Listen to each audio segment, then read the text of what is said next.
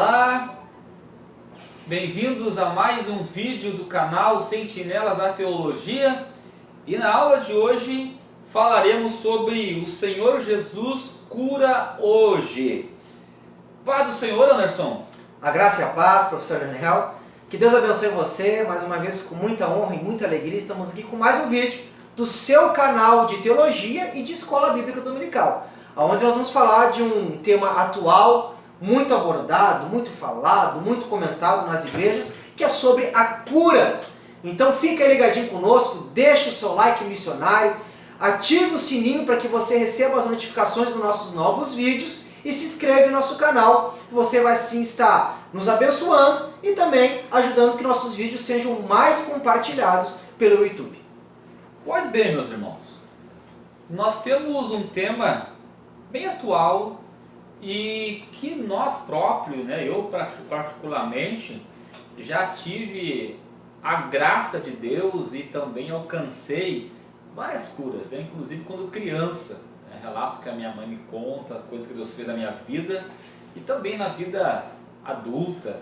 Deus só não me curou, como também me instrumentalizou para que outras pessoas, através da pregação do Evangelho, da oração, pudessem ser também abençoados através da cura. Mas vamos lá, falando sobre o tema de hoje, o que nós temos aí, Anderson, para comentar com os irmãos, como lembrando que estamos trazendo subsídio teológico.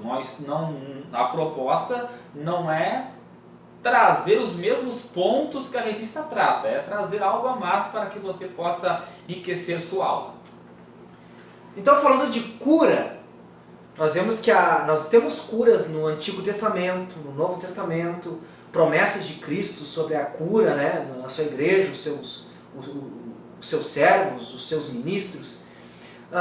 Mas nós precisamos, como o professor Daniel comentou, nosso compromisso é trazer subsídios sobre o que a Bíblia fala sobre cura. Como a doutrina da cura divina, ela se discorre nas Sagradas Escrituras. E é muito importante, professor Daniel, nós trazermos por quê? Nós precisamos, às vezes, trazer a verdade, e a verdade, ela vai muitas vezes desmistificar ou desfazer erros teológicos. Então nós precisamos, toda pessoa que quer ser um profissional em qualquer área, ele precisa se dedicar e aprender de fato. Quem quiser ser um bom médico, ele precisa estudar seriamente a medicina. Ele não pode ser levado por qualquer curandeiro, qualquer simpatia. Ele precisa aprender a medicina de fato. E quando nós falamos de Bíblia, nós falamos de teologia. Nós precisamos de maneira certa entender o que as Escrituras falam e nos trazem sobre a cura, professor Daniel.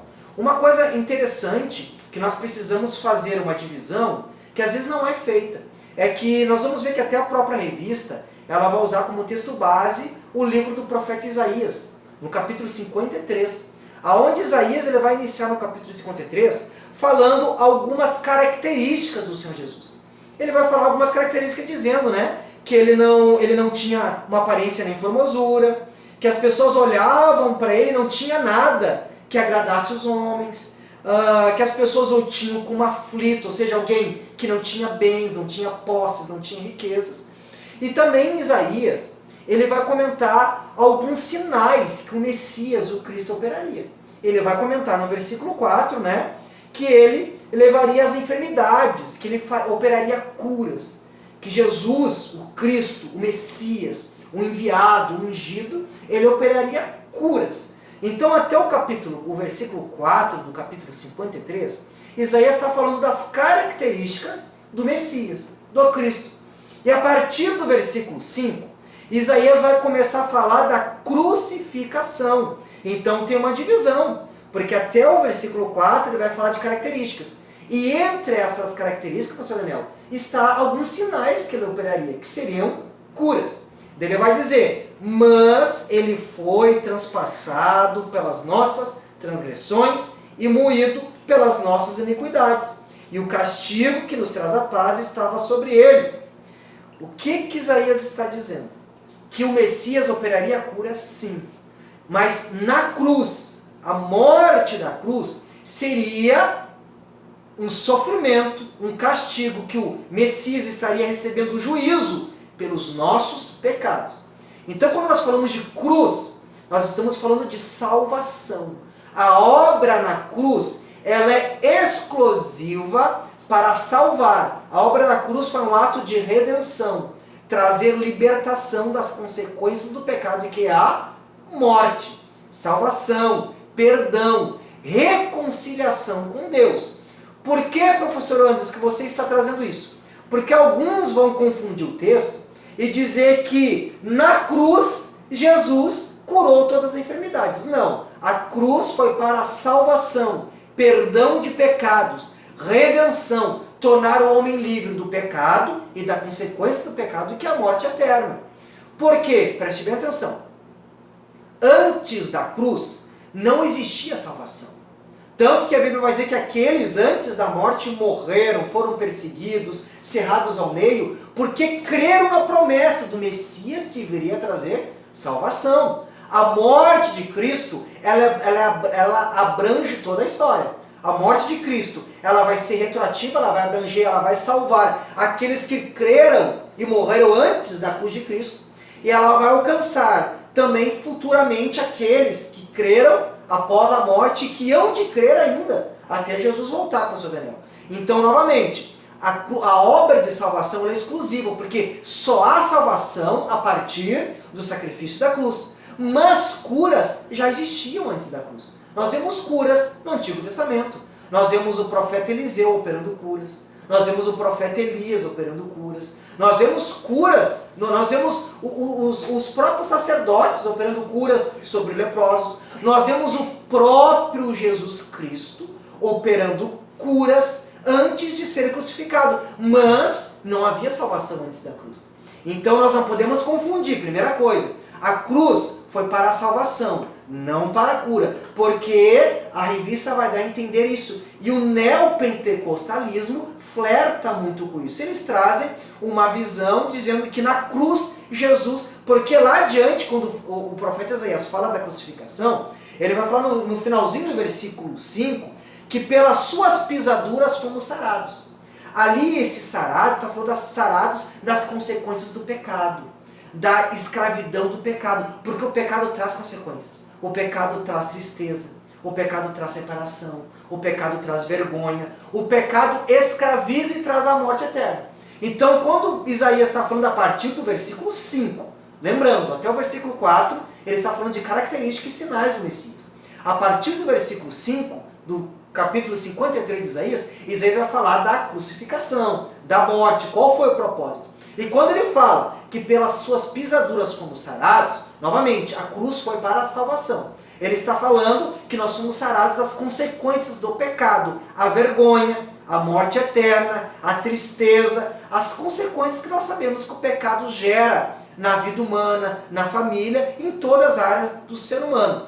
Mas, novamente, curas já existiam antes da cruz, mas salvação só a partir da cruz. Então a cruz é exclusiva para salvação. Mas nós vamos ver agora a parte da cruz que sim, as curas existem, né, professor Daniel? São reais, são verdadeiras e um fato entre o meio cristão, e Deus cura ainda hoje, não é assim, professor Daniel?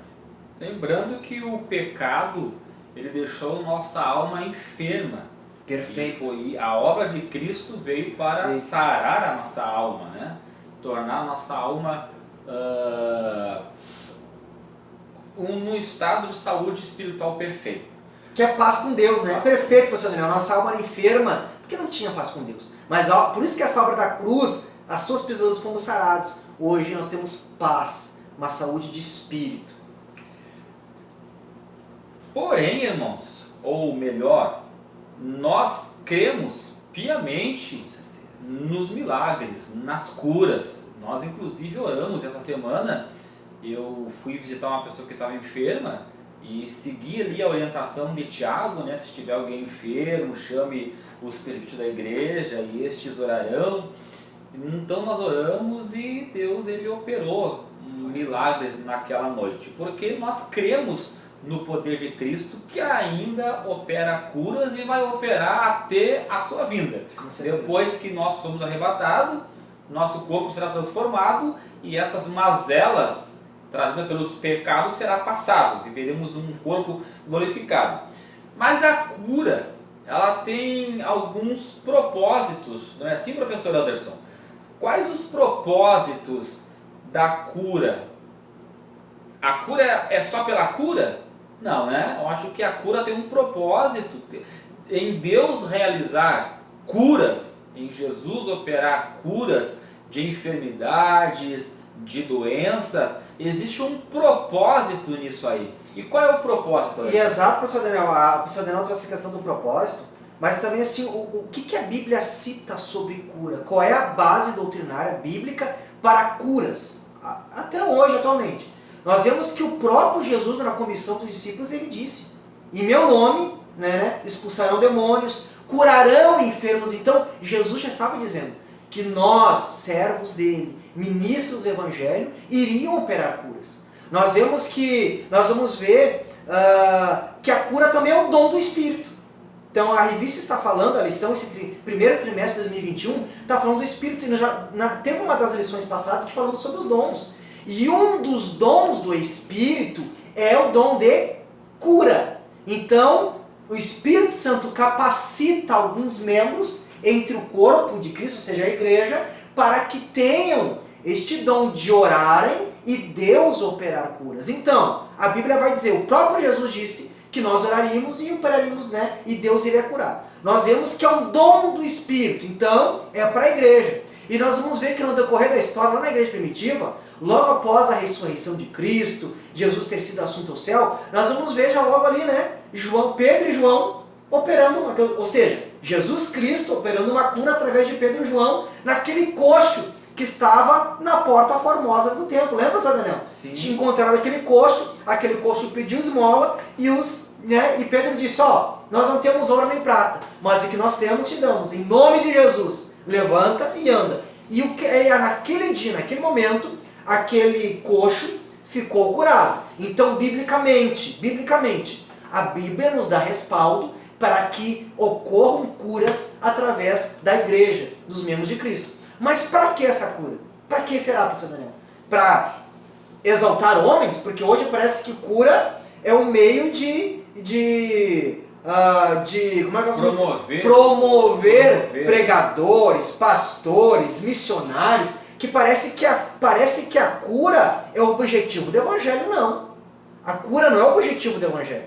O objetivo principal do Evangelho é a salvação. Ponto final. Até que nós comentamos, Sr. Daniel, será que todos serão curados que creem no Evangelho?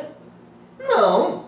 Nós vamos ver que muitas pessoas não serão curadas, mas tem aqueles que serão curados. Porque o objetivo do Evangelho é a salvação, é remissão de pecados, é perdão, é reconciliar com Deus. E essas curas vão acompanhar a igreja. Com qual propósito? O primeiro propósito da cura: glória de Deus. Lembra que nós falamos dos dons? Nenhum dom é para promover alguém. Os dons, eles existem para manifestar o poder de Deus no meio da igreja. E essa manifestação, ela traz glória a Deus. É Deus quem cura. Isso traz glória a Deus. Isso traz louvor ao nome do Senhor. E também, um dos propósitos da cura realizada por Cristo através da sua igreja, dos seus ministros, é promover o bem-estar das pessoas, né? Porque sabemos que as doenças, e hoje estamos vivendo uma pandemia aí a nível mundial e muitas pessoas sofrendo. E é tão bom quando nós podemos orar e ver Deus realizando cura. Aquilo traz bem-estar para a pessoa, para a família, alívio do sofrimento. Então a cura também traz bem-estar. Como também ela promove a edificação da fé, para que a pessoa possa compreender, né, ver que realmente Deus é um Deus que salva, mas também que cura. E isso aí renova a fé das pessoas, porque infelizmente, Anderson, tem pessoas que tem que ver, né? Tem São que céticos, ver. né? É que nem Tomé, eu só acredito vendo. Tem que ver. Então Deus, por bondade e misericórdia, opera esses sinais externos para edificação da fé da sua igreja. Para que nós... Ainda que a fé deve ser edificada através da palavra de Deus. A Deus falou, isso é o suficiente para mim crer. Mas infelizmente, e aí nós vamos trabalhar num outro momento, naqueles que estão caminhando ainda, né, dando os primeiros passos em Cristo, eles precisam ver esses sinais para que possam continuar a ter essas experiências de fé com Deus. Isso é muito importante, que tem muitas pessoas que acham que a operação de milagres e maravilhas vai fazer com que pessoas sejam salvas. Não. Porque a Bíblia, quando nós falamos sobre a lição sobre o comprometidos com a palavra, nós vemos que Deus vai falar através do apóstolo Paulo, em 1 Coríntios capítulo 1, que aprova a Deus salvar os que creem pela pregação do Evangelho. Então, irmãos, a fé salvífica, a fé que opera a salvação, é a fé que vem pelo ouvir a palavra, o Evangelho.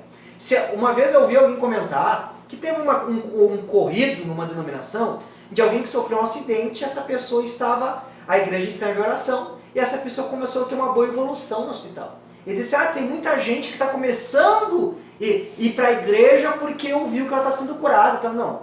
Se alguém está numa igreja ou seguindo o Evangelho por causa de uma cura, não é a fé genuína. A fé não está baseada em curas. A cura não gera arrependimento. A cura não traz convicção do pecado e do Cristo da cruz. O que traz arrependimento, fé para salvação é o Evangelho. Nós podemos fazer confusão com isso. Porque, novamente, tem muitas pessoas que pensam, não, vai ter sinal, não. Claro, sinais atraem as pessoas. Olhem Jesus. Nós vamos ver lá no Evangelho de João, capítulo 6, versículo 33, 36, 39, que Jesus, quando operava maravilhas, milagres, as multidões afluíam para o seu Daniel. Eram milhares de pessoas, porque queriam ver a cura. Mas teve um momento que Jesus parou e começou a pregar. Quando Jesus começou a pregar a palavra de arrependimento, de morte, mudança de vida, todo mundo foi embora. A Bíblia vai falar, quando Jesus parou de fazer milagre e começou a pregar, um a um começou a ir embora. Ficou só os 12, só os apóstolos. E daí eles vão olhar para Jesus vai olhar para eles e vai dizer, se vocês quiserem, vocês também podem ir embora.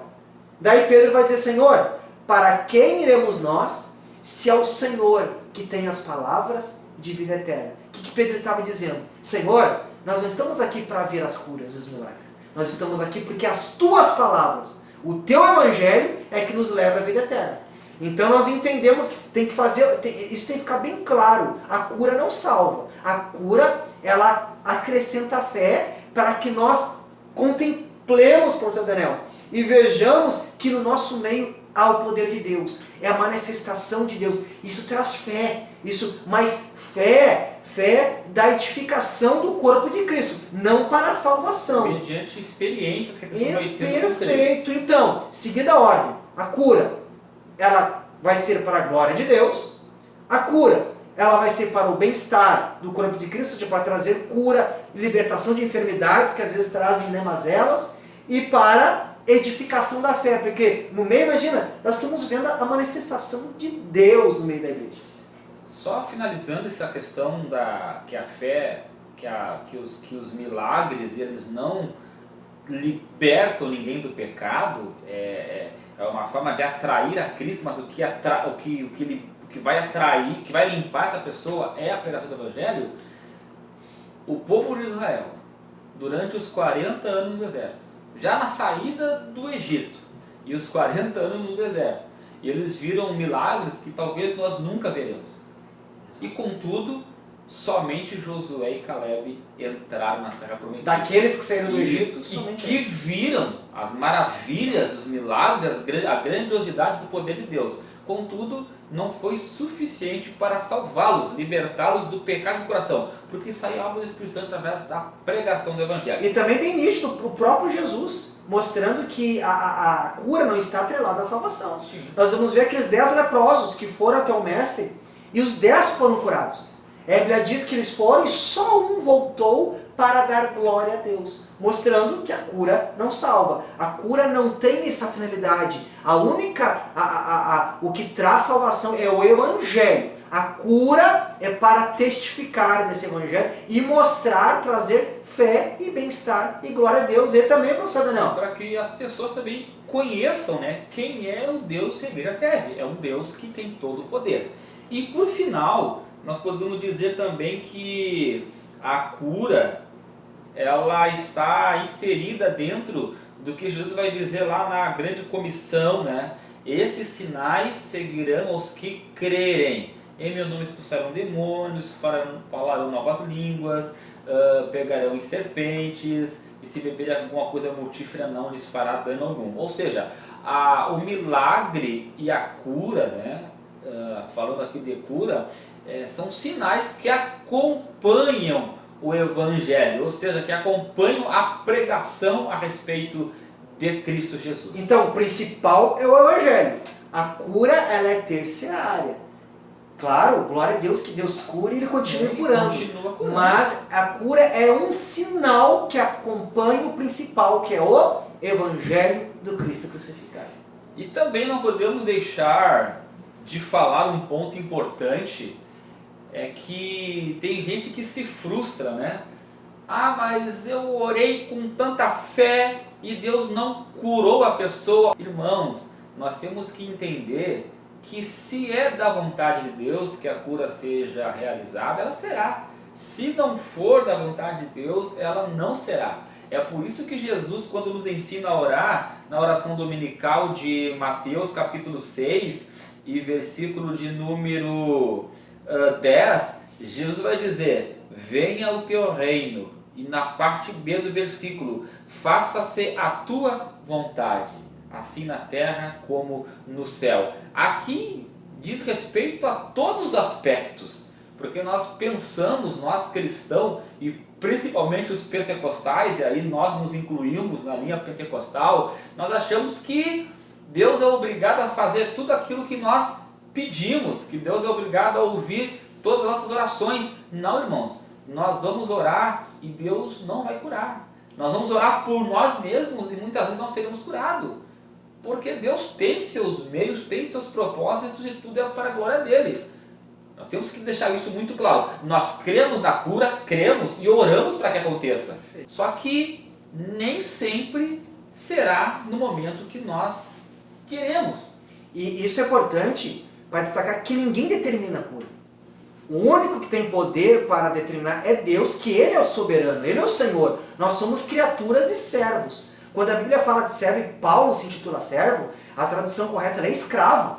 É aquele que não tem mais vontade própria, é a vontade de Deus. Isso é que às vezes a gente acha que servo é aquele que se submete. Não. É Deus que nos submete, nós somos escravos. Aquele que é servo de Cristo não tem mais vontade própria. Que Paulo diz, não vivo mais eu, mas Cristo vive em mim. Então, o que nós entendemos? Ninguém determina a cura. Isso é uma invenção humana. E ninguém determina a cura, irmãos. Tanto prova disso. Nós vamos ver Paulo, que ele vai dizer lá que ele tinha um espinho na carne. Não sabemos se esse espinho na carne era uma enfermidade, mas ele vai dizer, eu tenho um espinho na carne. Ele vai dizer, eu orei 3 vezes para que Deus me tirasse, e Deus não tirou. Deus vai dizer o quê? A minha graça te basta. O que é a graça? Salvação. Paulo, o fato de ter sido salvo e alcançado pelo sangue da cruz, te basta. Agora, se Deus curar ou não, e nós não vamos, em nenhum momento nós vamos ver Paulo determinando, Paulo dizendo eu não aceito. Paulo vai dizer, eu orei 3 vezes e Deus não curou. E também, professor Daniel, Timóteo, né, nós vamos ver que Paulo ele vai na sua carta de Timóteo, ele vai fazer umas recomendações que Timóteo tinha alguns problemas, né, gástricos, de estômago. E não há notícias que ele foi curado. Não há notícia. E Paulo não vai dizer, Timóteo determina a tua cura. Timóteo não. Ele vai recomendar para que Timóteo não tome só água, mas beba algumas outras coisas por causa do seu problema de estômago. Então, mostrando biblicamente que não se encontra ninguém determinando cura. E nós vemos Timóteo, que tinha problemas, né, gástricos, e Paulo recomendando para que ele tomasse algumas outras coisas. E o próprio Paulo orando 3 vezes por um espinho na carne e Deus não tirou. Simplesmente, Paulo, a minha graça, o que é isso? A minha salvação na tua vida te basta. Ou seja, nós cremos na cura, cremos. O Antigo Testamento nos dá vários exemplos. O Novo Testamento temos vários exemplos. Com Cristo, com os apóstolos. O próprio Cristo, os apóstolos, a igreja primitiva, Deus operando sinais e maravilhas e prodígios, a igreja crescendo sob o poder do Espírito Santo. Nós cremos hoje, e no início do vídeo eu falei que eu sou o testemunho de que Deus ainda cura, porque eu fui curado quando criança. Minha mãe orou pelo meu sobrinho que estava praticamente morto e Deus deu a vida para ele novamente. Ou seja, eu cresci vendo esses milagres e creio na cura. Só que nós temos que entender que há um propósito, há um objetivo, há um lugar onde tu pode encaixar a cura. Primeiro, para a glória de Deus. Segundo, para o bem-estar da pessoa. Terceiro, para a edificação da fé, para que nossas experiências com Deus fiquem mais vívidas. E em quarto, como sinal do Evangelho. Mas tudo isso para que o nome de Cristo seja glorificado. Oramos por cura, pedimos cura através da ação poderosa do Espírito Santo, mas também entendemos que há momento para todas as coisas acontecer de acordo com a vontade de Deus. E o objetivo do culto não são curas. O objetivo do culto, primeiro, a glória de Deus. Culto é para que Deus seja glorificado e o Evangelho seja pregado. Então, todo culto, né, que tem esse propósito, né, cura divina, libertação, não. Culto, nós já falamos que é culto. É uma reunião solene em homenagem a alguém. Então, culto é para a glória de Deus. Se Deus quiser curar, aleluia por isso, e Ele pode curar, e cura ainda hoje, porque é bíblico, é um dom do Espírito Santo, e Jesus disse que seriam sinais que acompanham aqueles que creem. Que Deus abençoe sua vida através desse vídeo, desta mensagem. Continue crendo no poder de Deus, porque assim como nós estamos falando aqui, o Senhor tem poder para curar a tua enfermidade, se assim você estiver enfermo através do poder da palavra de Deus. Não deixe de crer. Tá? Nós só queremos dizer para você que há um propósito maior, que é a glória de Deus.